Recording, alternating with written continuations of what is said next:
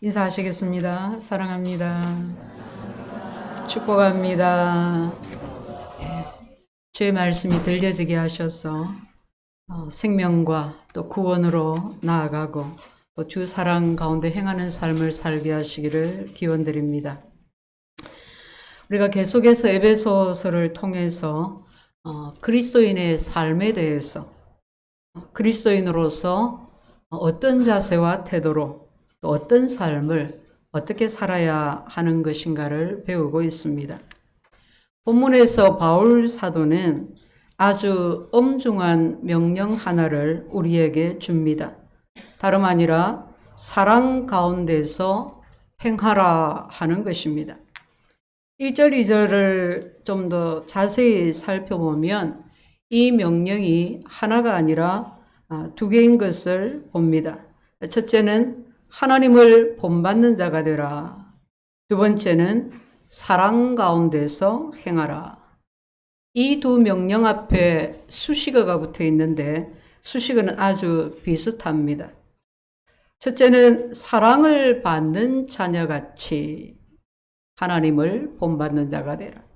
두 번째는 그리스도께서 너희를 사랑하신 것 같이, 그죠? 사랑 가운데서 행하라. 결국 이 말씀은 너희는 사랑 가운데서 행하되 특히 하나님을 본받아서 서로 사랑 가운데서 행하라 하는 뜻입니다.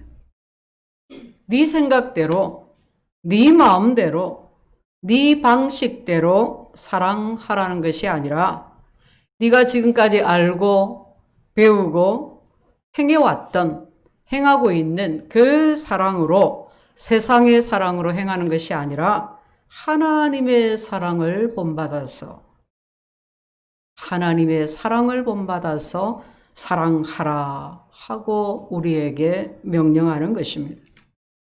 이 본받다는 말은 따라하다, 모방하다, 흉내내다 하는 뜻이 있습니다.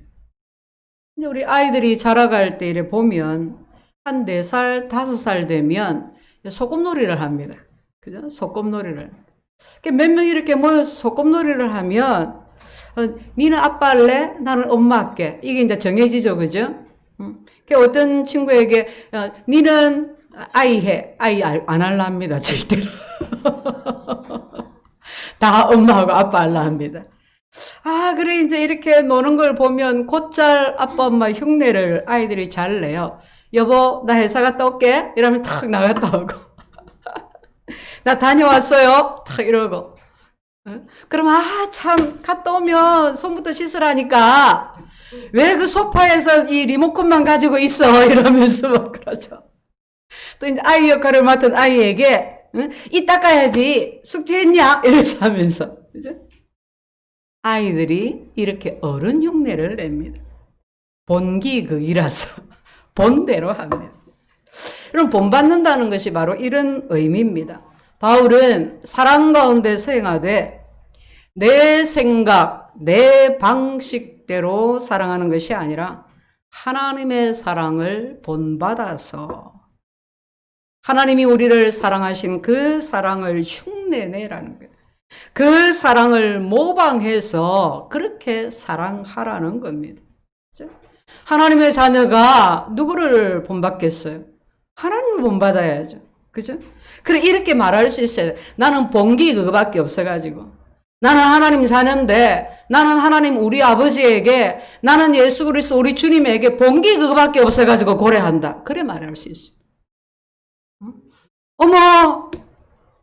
니 뭐 교회 다닌다더만은 말이 왜 그래 바뀌었어? 전에 안 쓰던 말을 하네. 내가 보고 듣는 게 그거밖에 없어서 그렇다. 그래. 우리가 본받을 하나님의 사랑은 어떤 사랑입니까? 어떻게 우리는 하나님의 사랑을 본받아서 사랑 가운데서 행할 수 있을까요? 첫 번째, 사랑 가운데서 행하려면 먼저는 하나님의 사랑을 입어야 합니다. 사랑하려면, 서로 사랑하려면, 사랑하는 삶을 살려면 하나님의 사랑을 입어라. 우리가 사랑이라는 말을 참 좋아하죠. 또 얼마나 많이 또 흔하게 사용하는 말이기도 합니다. 그런데 이렇게 말처럼 사랑하는 것이 쉽지가 않습니다. 이 세상에 어떤 사람도 사랑하는 법을 저절로 배우는 사람은 없습니다. 설령 부모 자식 간이라고 해도 저절로 사랑하게 되지는 않습니다. 여러분 뉴스를 한번 보십시오. 부모가 자식을 학대합니다. 꼭 계부라서 계모라서가 아닙니다. 친부 친모인 경우도 많습니다. 자식을 버리고 학대하고 심지어 죽이는 일이 있어서는 안 되는 일이 천인 공노할 일이 끊이지를 않습니다. 그러면 이렇게 얘기하겠죠. 그런 사람은 정말 나쁜 사람, 악질적인 사람. 그 몇 명밖에 없지 않느냐. 그럼 과연 그럴까요? 정말 정직하게 자기 안을 한번 들여다보면 내 안에도 우리 안에도 악한 생각이 있다는 것을 압니다. 그죠? 너무 살기 힘들어서 버리고 도망가고 싶을 때가 있다 이 말이에요. 너무너무 막 화가 나서 창문 열고 집어던지고 싶을 때가 있다 이 말이에요. 나도 죽고 너도 죽고 다 그냥 끝내자 하는 마음이 막 올라올 때가 있단 말이에요. 뭐가 다르냐? 행동으로 안 옮긴 거예요. 행동으로 안 옮겼다. 그런 생각이 오래 갈 수도 있고 잠깐 스쳐 지나갈 수도 있고 악한 생각이 우리 안에서도 일어난다 이 말이에요. 부모 자식 간이라고 해서 저절로 사랑하게 되는 것은 아닙니다. 사랑한다고 하는데 오히려 상처를 주기도 합니다. 우리는 모두 죄로 말미암아 타락한 성품을 가졌기 때문에 나 외에는 돌아보지 않는 이기적인 본성을 가지고 있습니다. 다시 말하면 우리는 본질적으로, 무슨 말이냐면 태생적으로 누군가를 진정으로 사랑할 수 있는 능력이 없는 자들입니다. 그런 우리가 어떻게 저절로 사랑 가운데서 행할 수가 있겠습니까? 사랑할 수 있는 방법은 단 한 가지뿐입니다. 하나님의 사랑을 입는 것입니다.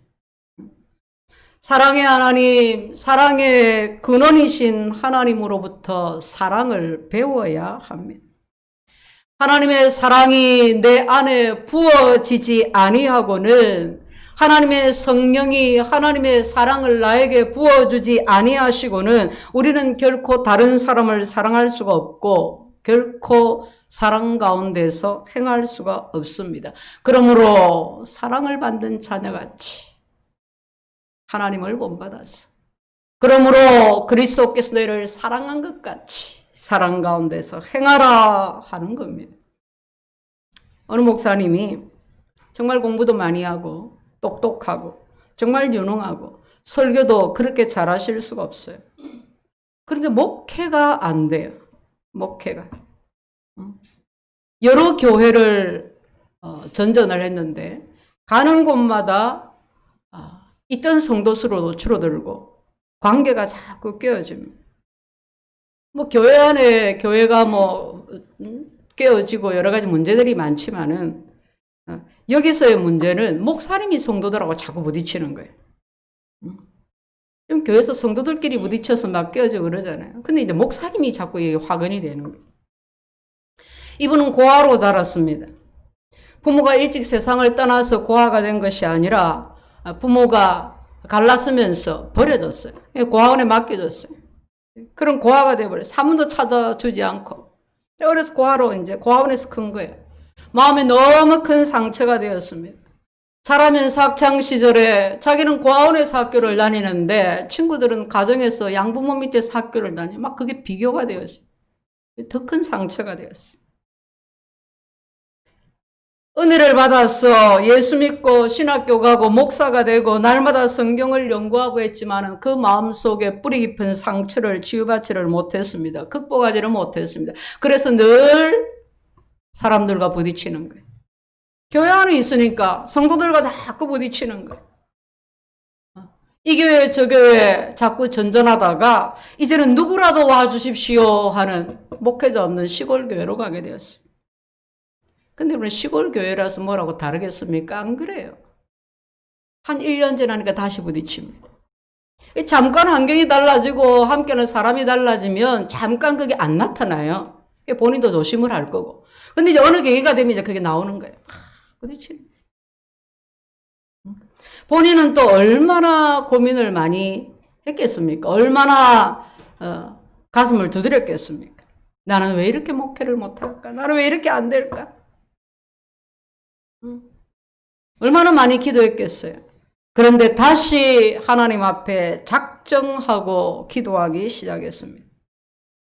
한 2달쯤 시간이 지나 어느 새벽 기도 시간에 갑자기 성경 한 구절이 강하게 마음을 두드렸습니다. 익숙한 말씀이었습니다. 하나님이 세상을 사랑하사 독생자를 주셨으니 이는 저를 믿는 자마다 멸망치 않고 영생을 얻게 하려 함이니라. 아는 말씀이죠. 많이 들었고 외우고 그랬던 말씀입니다. 설교도 했던 말씀입니다. 그러나 그날 아침에 말씀은 하나님이 세상을 이처럼 사랑하사 독생자를 주신 것이 아니라 하나님이 너를 사랑하셔서 독생자 예수를 주셨다고. 하나님께서 그렇게 말씀하시는 것을 그 하나님의 말씀을 들었습니다. 그 말씀이 그냥 물밀듯이 자기 안에 들어왔어요.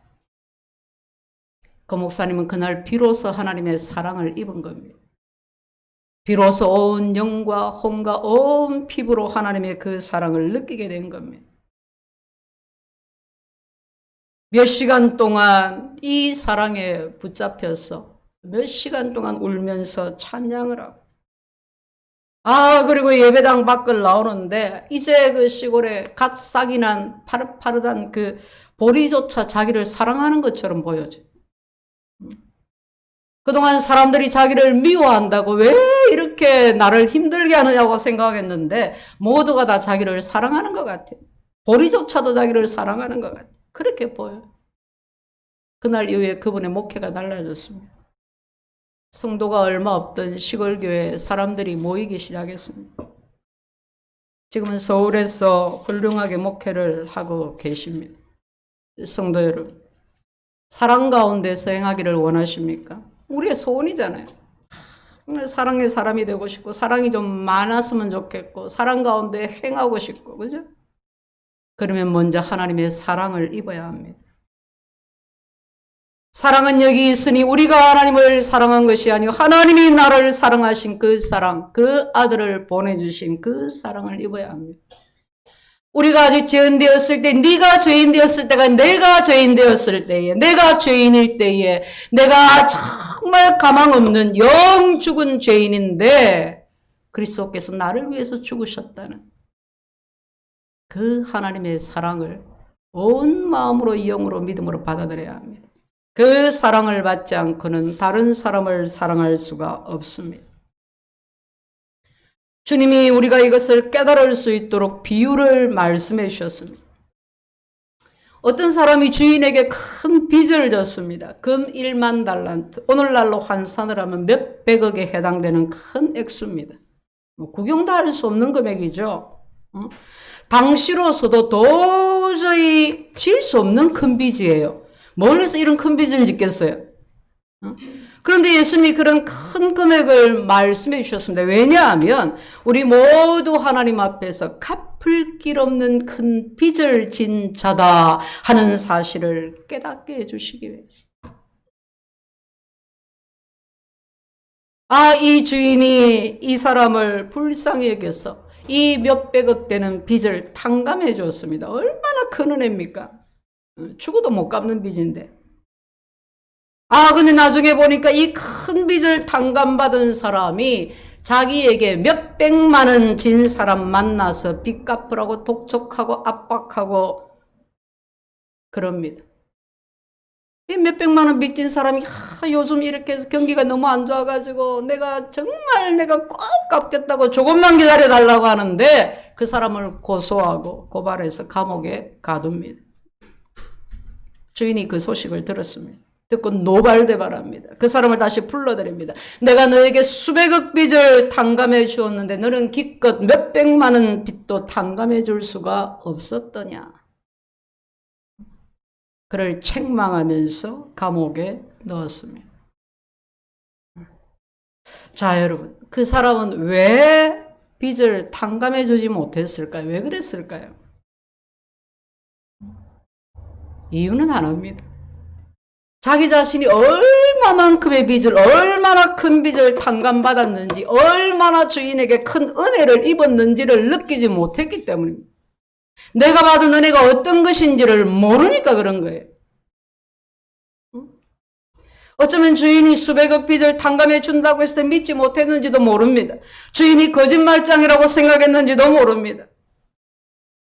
자기가 받은 은혜가 얼마나 큰 것인지 깨닫지 못해서, 그래서 자기에게 고작 몇백만 원 빚진 사람을 용서하지 못했던 것입니다. 우리가 다른 누군가를 사랑하기 위해서는, 우리가 다른 누군가를 용서하기 위해서는 먼저 내가 하나님의 사랑을 입어야 합니다. 하나님이 이미 우리에게 주신 그 사랑을 온 마음으로 받아들여야 합니다. 감사해야 합니다. 여러분, 하나님의 그 사랑을 내가 받을 때에, 내가 그 사랑을 깨달았을 때에 어떻게 감사하지 않을 수가 있습니까? 그죠? 우리 안에는 사랑이 없습니다. 우리는 하나님의 사랑을 받아야만, 그 사랑을 날마다 입어야만 사랑 가운데서 행할 수가 있습니다. 사랑하는 성도 여러분, 어떠신가요? 하나님의 사랑을 받아 본 적이 있습니까? 하늘을 두루마리 삼고 바다를 먹물 삼아도 다 쓸 수 없는 하나님의 사랑을, 잔잔히 밀려 들어오는 폭포수같이 쏟아 부어지는 그 사랑을 받아보셨습니까? 지금도 받고 있습니까? 무엇에 그래 갈급해 있습니까? 우리 모두 하나님의 사랑을 입는 자 되시기를 축복합니다. 두 번째는, 사랑하며 살려면, 사랑 가운데서 행하려면 아낌없이 주는 삶을 살아야 합니다. 시작해야 합니다. 본문 2절 하반절에 그는 우리를 위하여 자신을 버리사 향기로운 제물과 희생 제물로 하나님께 드리셨느니라. 셀 실버스타인이 아낌없이 주는 나무라는 우화집을 썼습니다. 굉장히 유명한 책입니다. 나는 막 책은 그냥 글만 보면 눈이 감기고 이런 사람도 읽을 수 있습니다. 책 한 페이지가 그림 하나에 그냥 글자 몇 줄밖에 안 됩니다. 그런데 그 책이, 그 몇 줄 안 되는 글이 세상에 큰 영향을 끼쳤습니다. 줄거리가 간단합니다. 제가 혹시 더 덮었을까봐 메모를 좀 했습니다. 옛날에 한 그루의 나무가 있었습니다. 그리고 그 나무를 사랑하는 소년이 있었습니다. 소년은 하루도 빠짐없이 나무에게 가서 떨어지는 나뭇잎 한 잎도 모아서 왕관을 만들고 그 숲속의 왕자가 되어서 놀았습니다. 나뭇가지 매달려서 그네도 뛰고 사과도 따먹고 숨바꼭질도 하고 피곤해지면 나무 그늘에서 단잠을 자기도 했습니다. 소년은 나무를 깊이 사랑했고 나무는 행복했습니다. 시간이 흘렀습니다. 소년이 나이가 차차 들어갔습니다. 그래서 나무가 혼자 있을 때가 많아졌습니다. 어느 날 소년이 나무를 찾아오자 나무가 그렇게 말합니다. 얘야, 내 줄기를 타고 올라가서 매달려 그네도 타고 사과도 따먹고 그늘에서 즐겁게 지내자. 소년이 말했습니다. 나는 이제 나무에 올라가 놀기에는 너무 커버렸어. 나는 지금 갖고 싶은 것도 많고 신나게 놀고 싶고 돈도 필요해. 나에게 돈 좀 줄 수 있겠니? 나무가 말했습니다. 미안해, 나에겐 돈이 없어. 내겐 나무니까 사과밖에 없어. 사과를 따다 도시에 팔지 그래. 그러면 돈이 생기고 너는 행복해질 거야. 그 말에 소년은 나무 위로 올라가서 사과를 따서 가버렸습니다. 그래도 나무는 행복했습니다. 떠나간 소년은 오랜 세월이 지나도록 돌아오지 않았고 나무는 슬펐습니다. 마침내 소년이 돌아왔습니다. 나무는 기쁨에 겨워서 몸을 흔들며 말했습니다. 얘야, 내 줄기를 타고 올라가서 매달려 그네도 뛰고 즐겁게 놀자. 소년이 말합니다. 나는 나무에 올라가 놀 수 있을 만큼 한가롭지가 않아. 나에게는 나를 따뜻하게 해줄 집이 필요해. 나는 아내도 있어야겠고 어린아이들도 있어야겠고 나는 집이 필요해. 나에게 집 한 채 마련해 줄 수 있겠니? 나무가 대답했습니다. 나에게는 집이 없단다. 이 숲이 바로 내 집이야. 하지만 네 가족들을 위해, 너를 위해 내 가지를 베어서 집을 짓지 그래. 그러면 행복해질 수 있을 거야. 소년은 나뭇가지들을 베어서 자기 집을 짓기 위해 떠났습니다. 나무는 행복했습니다. 오랜 세월이 지나 소년이 다시 돌아왔습니다. 나무가 말했습니다. 얘야 미안해. 이제 나는 너에게 아무것도 줄 게 없어. 사과도 없어. 그러자 소년이 말합니다. 나는 이가 약해져서 사과를 먹을 수가 없어. 가지가 없으니 그네를 뛸 수도 없고 그네를 뛰기에는 나는 너무 늙었어. 줄기가 없으니 기어오를 수가 없고 있어도 힘이 없어서 기어오를 수가 없어. 나무가 한숨을 쉽니다. 미안해. 뭔가 내가 한 가지 주었으면 좋겠는데 이제 내게 남은 게 하나밖에 없어. 다 늙어버린 밑둥뿌리야. 소년이 말했습니다. 이제 나에게 필요한 건 별로 없어. 그냥 앉아서 조용히 쉴 수 있는 곳이 있었으면 좋겠어. 나는 몹시 피곤해. 그러자 나무가 말했습니다. 자, 앉아서 쉬기에는 늙은 나무 밑둥이 가장 좋아. 이리 와서 앉아. 앉아서 편히 쉬렴. 소년은 나무가 시키는 대로 했습니다. 나무는 행복했습니다. 저자는 두 가지를 말하기 위해서 이 이야기를 썼다고 했습니다. 첫째는 아낌없이 다 주는 부모님의 사랑. 두 번째는 독생자를 내어주시기까지 우리를 사랑하신, 우리에게 아낌없이 다 주신 하나님의 사랑이라고 했습니다. 성도 여러분, 우리는 도저히 하나님 앞에 나아갈 수 없는 자들이었습니다. 우리 죄가 하나님과의 사이를 가로막고 있었습니다. 죄인이 하나님께 나아갈 수 있는 방법이 무엇입니까? 오직 하나밖에 없습니다. 그리스도께서 세상에 오셔서 자기 몸을 버리사 하나님 앞에 향기로운 희생 제물이 되신 겁니다. 그리스도께서 우리 죄를 위하여 희생 제물이 되신 것 같이 이것이 바로 그리스도께서 너희를 사랑하신 것 같이입니다. 사랑은 쉬운 것이 아닙니다. 하나님께서 원하시는, 우리에게 원하시는 사랑은 나에게 있는 것을, 나에게 있는 모든 것을 우리 주님처럼 다 쏟아 부어 주는 것입니다. 시작하는 것입니다. 작은 것부터, 할 수 있는 것부터 자꾸 하는 것입니다. 그리고 정말 그에게 필요한 것을 위해서 내 것을 내어주는 것입니다. 그 사랑이 가정을 변화시키고 자녀를 변화시키고 이웃을 변화시키고 이 사회를 변화시키는 줄로 믿습니다. 우리 모두 주님이 우리를 위해서 자신의 몸을 주시고 버리신 것처럼 우리도 그 사랑을 본받아서 아낌없이 주는 삶을 살게 되시기를 축복합니다. 세 번째는 거룩입니다. 거룩한 삶을 살아야 합니다. 사랑 가운데 행하려면 하나님의 사랑을 입고 그리스도를 본받아서 아낌없이 주는 삶을 살아야 합니다. 그리고 사랑 가운데서 거룩한 삶을 살아야 합니다. 3절 6절을 보면 3절부터 4절까지 이렇게 쭉 두 구절에 보면 6가지 죄가 나옵니다. 성경학자들은 이 모든 것이 한 가지 죄를 말한다고 합니다. 그것은 바로 성적인 죄입니다. 3절에서는 행위를 말하고 있고 4절에서는 언어를 가리키고 있습니다. 3절의 음행은 결혼 생활 이외에 갖는 모든 성행위를 말합니다. 더러운 것과 다른 더러운 게 아닙니다. 집이 지저분한 게 아닙니다. 결혼 생활 이외에 갖는 성행위를 묘사하는 것입니다. 여러분 탐욕은 다른 탐욕이 아닙니다. 다른 사람의 몸을 탐하는 것입니다. 하나님은 10계명의 10번째 계명으로 내 이웃의 몸을 탐하지 말라라고 명하셨습니다. 그리고 4절에 이제 말에 대한, 언어에 대한 것인데, 원어에서는 모두 성적인 말을 지칭합니다. 누추한 말, 어리석은 말, 희롱하는 말, 요즘 말로 성희롱하는 말입니다. 모두 음행을 자극하는 잘못된 말들입니다.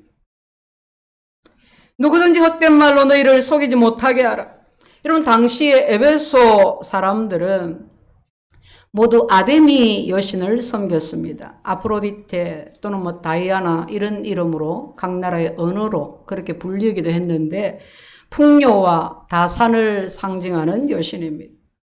지금도 그 지역에 그 신전이 있고 또 신전의 흔적이 남아 있는데 당시 신전 안에서는 공공연하게 음행이 벌어졌습니다. 에베소에서 평범한 일이었습니다. 허용이 되는 일이었습니다. 바울은 그런 에베소의 문화적인 배경을 염두에 두고 에베소 교인들에게 말합니다. 누구든지 헛된 말로 너희를 속이지 못하게 하라.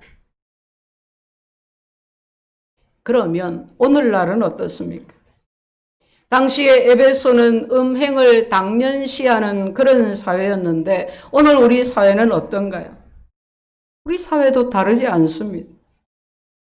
예전에는 숨어서 했고 지금은 드러내고 했고 예전에 없던 죄를 오늘 저지르는 게 아닙니다. 예전에 그냥 덮어져서 숨겨져서 뭐 관습으로 막 이렇게 눌려졌던 것 지금 다 그냥 드러나는 거예요. 말하는 시대가 와가지고. 음행은 자신과 당사자 자신과 상대방을 파괴시키는 것입니다. 사랑하는 가족들과의 관계를 그리고 하나님과의 관계를 철저하게 파괴시키는 것입니다. 세상은 음행을 즐기라고 부추깁니다. 세상은 음행이 괜찮은 거라고 안심시킵니다. 뭐 개인의 자유 아니냐. 그런 것쯤은 아무것도 아니라고 유혹합니다. 눈 한번 딱 감으면 된다고 합니다. 한 번뿐인 인생 즐기고 살아야 한다고 합니다. 그러나 하나님은 뭐라고 말씀하십니까? 속지 말라. 이 세상의 속삭임에 잘못된 속삭임에 속지 말라. 우리는 음행을 부추기는 사단의 목소리에 이 세상의 유혹에 속지 말아야 합니다.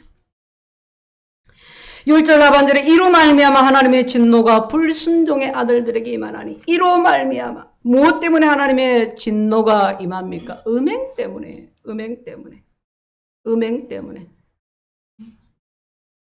소돔과 고모라가 망하고 폼페이가 망하고 이 고고학자들이 다 발굴을 하면서 음행 때문에 그 음란하고 더러운 것들이 다 그대로 그냥 화석으로 남아있다.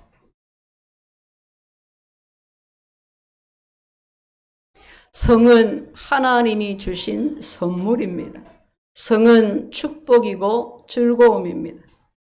그러나 단 한 가지 조건이 있습니다. 결혼 안에서만 사용하는 겁니다. 우리는 성적인 죄에 빠져서 가정이 무너지고 인생이 파탄나는 것을 봅니다.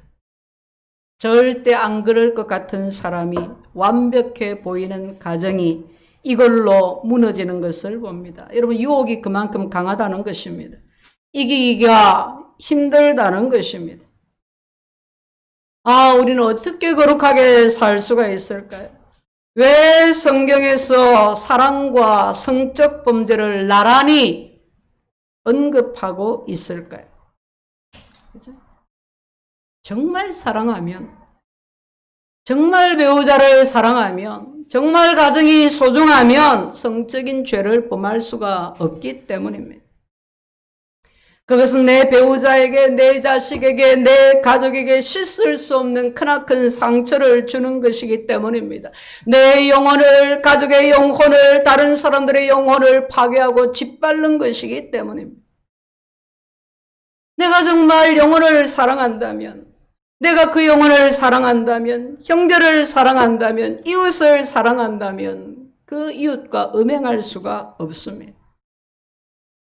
모든 사람이 구원의 대상이라면 우리는 창녀마저도 복음 전도의 대상인데 돈으로라도 살 수 없는 것입니다. 혹시 잘못된 관계, 요즘 막 그런 단어들이 막 새로운 단어들이 많이 나요. 부적절한 관계, 잘못된 관계 가운데 있다면 즉시 끊으십시오.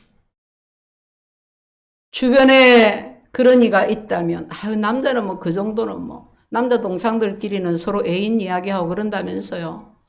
그죠? 그런 이가 있다면 끊게 해야 합니다. 정 그러면 딱 이혼을 하고 하든지. 그죠? 우리는 사랑 가운데서 행해야 합니다. 유혹의 자리를 떠나야 합니다. 거기 가면 분명히 유혹받는데 자꾸 거기가. 그냥 안 가야 되는 거예요. 누구라도 유혹을 받을 수가 있어요. 유혹을 주는 장소에는 안 가야 돼요. 떠나야 돼요.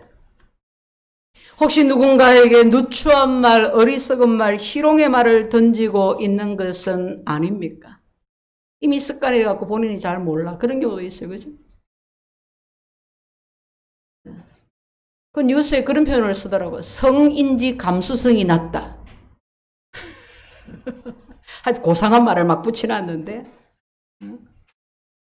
습관이 돼가지고 막 그렇게 하는 거예요. 그냥 더 늦기 전에 돌아서야 합니다. 혹시 유혹을 이기지 못해서 범죄했을지라도 회개해야 합니다. 끊어내야 합니다. 완전히 그 길에서 돌아서고 떠나야 합니다. 여러분, 예수님을 구주로 믿으십니까? 예수 믿고 죽으면 죽음 이후에 부활할 것을 믿으십니까? 죽음이 끝이 아닌 것을 믿는 사람이 예수 믿는 사람이에요. 예수님처럼 부활해서 영원히 영생한다는 것을 믿는 사람이 예수 믿는 사람이에요. 이 땅에서의 삶은 잠깐입니다. 오늘 칼럼이 뒤에 좀 그런 얘기를 썼지만은, 저 50대 중반까지만 해도 80은 아직 조금 멀리 있는 줄 알았어요. 지금 딱 생각할 때 80이 너무 가까운 거예요. 죄송합니다, 어르신들. 권사님 죄송합니다. 가깝더라고. 훅 다가오는 거예요. 얼마 안 됐구나. 얼마 안 남았구나. 평균을 딱 내볼 때 우리 어머니, 아버지 조금 더 오래 살 수는 있겠죠. 요즘 뭐 발달해가지고. 80, 100 지나놓고 나니까 잠깐이더라 그러잖아, 어르신들이. 잠깐이더라. 그 잠깐 때문에, 잠깐의 즐거움 때문에 자기 영혼을 망칠 수는 없습니다. 실수한 채로 내버려 둘 수 없습니다. 내 인생 끝났다고 포기할 수 없습니다. 영혼이 있기 때문에. 영광의 몸으로 부활할 성도가 잘못된 관계를 가지고 부활할 수는 없지 않습니까? 사랑하는 성도 여러분, 우리는 하나님의 말씀을 먹고 사는 사람들입니다. 말씀이 생명이라고 생명수라고 고백하면서 말씀을 먹고 사는 사람들입니다. 하나님의 사랑을 받는 자녀같이 그리스도께서 우리를 사랑하신 것 같이 사랑 가운데 생활하는 말씀을 꼭 붙듭시다. 이 말씀이 우리를 하나님의 사랑받는 자녀로 하나님의 사랑 가운데 행하며 살게 할 것입니다. 우리 모두 하나님의 사랑을 입고 아낌없이 주는 삶을 살고 거룩한 삶을 살아가게 되시기를 주의 이름으로 축원드립니다. 아멘.